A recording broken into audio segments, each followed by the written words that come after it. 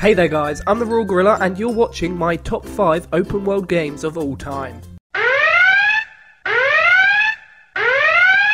Gorilla Pop Charts are based purely on opinion. These lists are ordered according to the Royal Gorilla's opinion, so may conflict with your opinion, but that does not mean that either opinion is incorrect. Feel free to leave your thoughts in the comment section below, as your opinion also matters, and we like to hear what our subscribers have to say. But please remember, these are all opinion, and if your opinion conflicts with the Royal Gorilla's opinion, then that's life.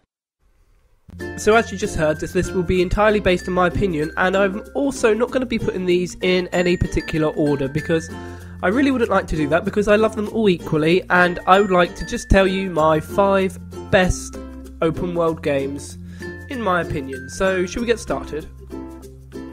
At number 5 is Grand Theft Auto 5. Now, I don't think many people are going to argue with this game making the list. Grand Theft Auto 5's open world is one of the greatest ever to be created in the virtual world. It actually feels like a living, breathing world from the highest mountain right down into the sewers, all of which can be freely explored at your leisure. One of the great things about this is that it comes away from the traditional Grand Theft Auto sense of blocking off parts of the city until you have permission to go there. It was really nice just to be able to openly explore the entire world from the get-go, without any limitations of where you could go. And one of the best things about the open world in Grand Theft Auto 5 is that you're constantly finding new things, new places that you haven't seen before, little nooks and crannies that you didn't know were there, and you're always discovering more secrets. It's one of the best, well, in my opinion, probably the best open world ever created. So the next game on our list is a personal favourite of mine. It is Fallout 3. Now, Fallout 3's game world is a particular favourite of mine purely to an aesthetic point of view.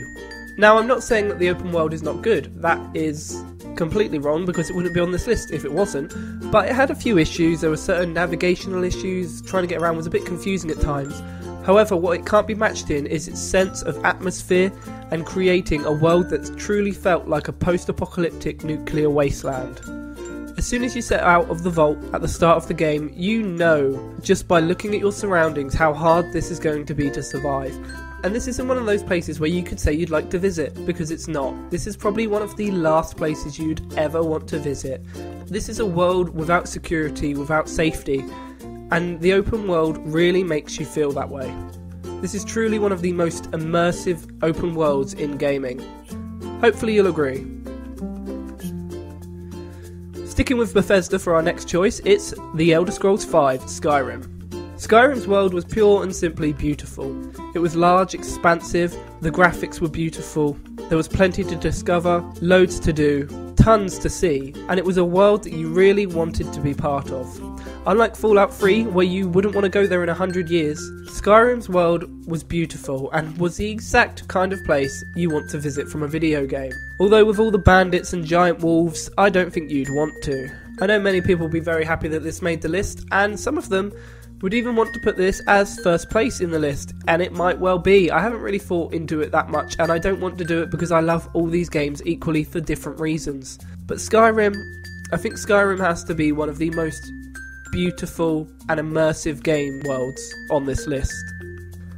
Our fourth entry into the open world games list is Just Cause 2. Now, Just Cause 1 did a brilliant job at setting up the trend for the Just Cause series, a giant open world. One of the biggest open worlds in gaming, in actual fact. But the problem with the original Just Cause is that the world was empty, there was nothing to do in it. This was a problem that half translated over into Just Cause 2, but they certainly put a correction to it by adding more to do in the open world. The diversity of terrain that you got to traverse in Just Cause 2 always kept it interesting, whether you're in the deserts, in the high mountains, in the forest, or in the giant cities. Everywhere you could go was interesting, everything had something to see, and gameplay changed up nicely between these areas. Whereas in the mountains you could rely more on aircraft and parachuting, out in the desert this wasn't an option and you had to be more reliant on vehicles.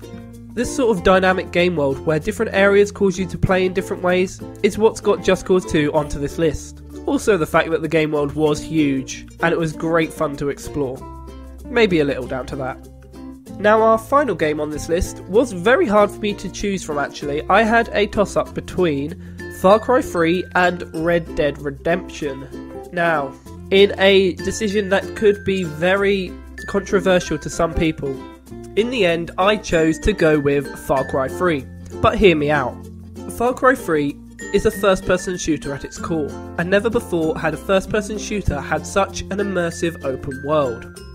Sure, you could say games like Fallout 3 could be classed as a first-person shooter, but in actual fact, and quite obviously, they are RPGs and they don't need to be played in the first-person shooter perspective, and in fact, many people don't. But Far Cry 3 was pure and simply a FPS.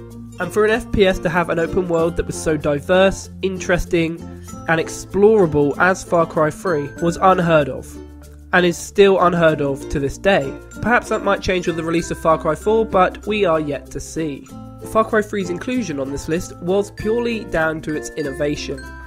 I did also love the game, and I loved the open world, but what Far Cry 3 did for first-person shooters hadn't been done for a long time, and it brought new life to a stale genre. And therefore, I decided that it beat Red Dead Redemption, since Red Dead Redemption has had years of practice to get their open world right with all the Grand Theft Auto series. Sorry, Rockstar. So there you have it, guys. They were my top 5 open world games ever. I hope you enjoyed the list, and will be sure to contribute in the comment section below. I do love to hear what you have to think, so please drop me a comment. I hope you've enjoyed the video, and will remember to like, comment and subscribe. I've been TheRoyalGorilla, over and out.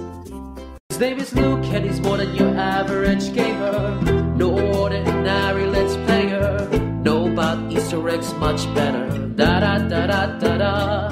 His name is Luke, aka TheRoyalGorilla. Even bigger than the giant Godzilla. Follow him in every game he goes. Da da da da da da. He's almost got everything you need, from GTA 5 to